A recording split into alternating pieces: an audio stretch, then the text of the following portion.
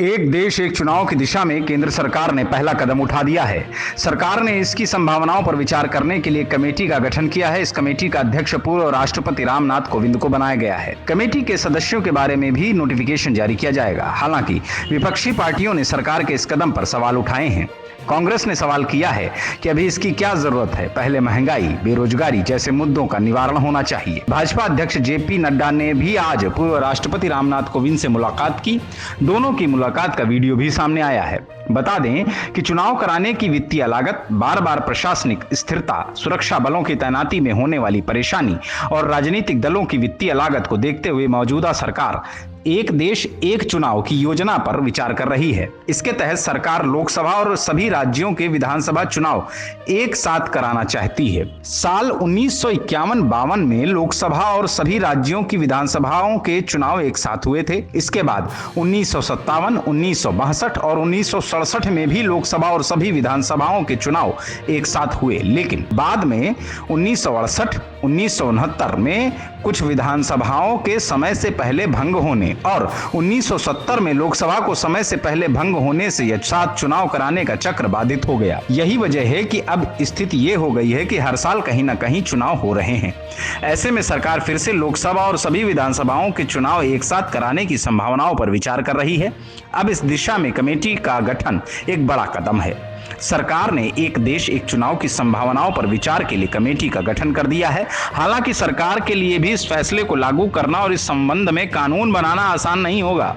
दरअसल एक साथ चुनाव कराने के लिए कई विधानसभाओं के कार्यकाल में मनमाने ढंग से कटौती करनी पड़ेगी, जिसका विरोध होना तय है। राजनीति के जानकारों का मानना है कि एक देश एक चुनाव अगर देश में लागू हो जाता है तो इसका सबसे ज्यादा नुकसान क्षेत्रीय दलों को होगा। दरअसल लोकसभा चुनाव में आमतौर पर मतदाता राष्ट्रीय मुद्दों के आधार पर और राष्ट्रीय पार्टी को वोट देना पसंद करते हैं। ऐसे में अगर लोकसभा चुनाव के साथ ही विधानसभा चुनाव होंगे तो हो सकता है कि क्षेत्रीय दलों को इसका नुकसान झेलना पड़े। एक देश एक चुनाव को लेकर बनी कमेटी पर विपक्ष की चिंताओं पर संसदीय कार्य मंत्री प्रहलाद जोशी ने कहा कि अभी तो समिति बनी है, इतना घबराने की बात क्या है।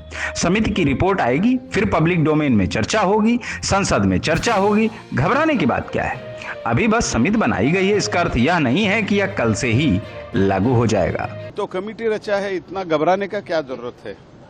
अभी तो कमेटी रचाया गया है। कमेटी रचाने के बाद इसका कमेटी का रिपोर्ट आएगा। कमेटी का रिपोर्ट पब्लिक डोमेन में चर्चा होगा।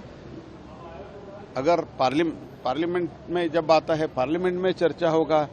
पार्लियामेंट प्रबुद्ध है, भारत देश का प्रजाप्रभुत्व एकदम मैच्योर्ड है, प्रबुद्ध प्रजाप्रभुत्व है, उसमें चर्चा होगा। इतना घबराने का क्या बात है। हम देश दुनिया के बहुत बड़ा प्रजाप्रभुत्व, we are the largest democracy of the world, और इसके साथ ही साथ हम बहुत पुराना डेमोक्रेसी है। India is called as the mother of democracy. ये मदर ऑफ डेमोक्रेसी में बहुत बार ऐसे, ये तो एवोल्यूशन है।